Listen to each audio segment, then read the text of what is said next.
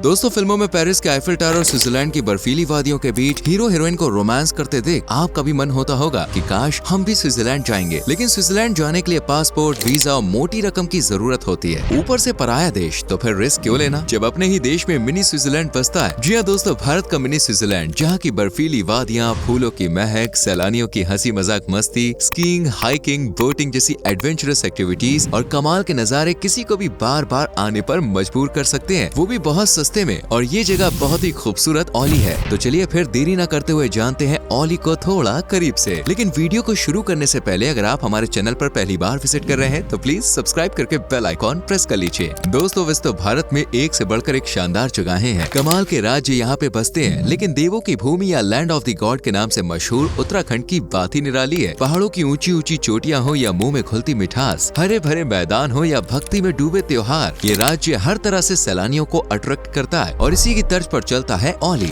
जिसे mini Switzerland कहें या हसीन वादियों का घर, कल बहती नदियों का संगम कहें या दूर से बहते झरनों और बर्फ की मोटी चादर में लिपटे पर्वतों का ठिकाना, ये शहर हर रूप में खूबसूरत है। ओली दोस्तों असल में एक हिल स्टेशन है जो उत्तराखंड की खास जगहों में शुमार चमोली का हिस्सा है और समुद्री तल से लगभग 2909 मीटर की ऊंचाई पर मौजूद है। ओली को ओली बुग्याल भी कहा जाता है, लेकिन क्या आप जानते हैं इस शब्द का मतलब क्या होता है? वेल, इसका मतलब है घास के मैदान। हालांकि ये हरे भरे घास के मैदान सर्दियों में बर्फ की मोटी मोटी चादरों में तब्दील हो जाते हैं। ओली वैसे तो हर मौसम में आकर्षक है, लेकिन जून से अक्टूबर के बीच में यहाँ के नज़ारे देखते ही बनते हैं, क्योंकि इस बीच ओली कमाल की खुशबुओं से महक उठता है। असल में जून से अक्टूबर के बीच ओली में अलग अलग तरह की अनेकों प्रजातियों के फूल लंबे इंतजार के बाद खिल उठते हैं। शहर में हजारों फूलों की प्रजातियां हैं, जिनमें से 520 हाईएस्ट ऊंचाई वाले पौधे भी शुमार हैं, जबकि यहाँ लगभग 498 एंडेंजर्ड फ्लोरा स्पीशीज भी पाई जाती हैं। एक नजर ओली के इतिहास पर डालें तो ये शहर पहली बार 8वीं शताब्दी में सामने आया, जब आदि गुरु श्री शंकराचार्य ने ओली से लगभग 9.5 किलोमीटर की दूरी पर जोशीमठ में एक मठ की स्थापना की। इस मठ को ज्योतिर्मठ या श्री शंकराचार्य मठ भी कहा जाता है और ये आज भी जोशीमठ में न सिर्फ मौजूद है बल्कि आस्था का ठिकाना भी है। मठ की स्थापना के बाद ही ओली को हिमालय का प्रवेश द्वार माना जाने लगा और इसे आज भी हिमालय की एंट्री गेट कहते हैं और चीन के बॉर्डर से लगे उच्च हिमालय में स्थित है। शायद ही आप जानते हो, लेकिन स्की कैपिटल ऑफ इंडिया कहे जाने वाले ओली में सबसे पहले स्की किसने की थी? वेल, ये थे अर्ध खानाबदोश जनजाति के लोग, जिनका संबंध तिब्बतियन और मंगोल समूह से था। दरअसल मठ की स्थापना के बाद शंकराचार्य जी बद्रीनाथ की तरफ आगे बढ़ गए और ओली के आसपास का जो रीजन था वे चीन और भारत के बीच व्यापार में मदद करने लगा। हिमालय की बर्फीली चोटियों को पार करने के लिए इन व्यापारियों ने याक और घोड़ों की मदद ली और ओली में पर्वतारोहण और स्की की अनजाने में शुरुआत की। ओली आज हजारों लोग का घर है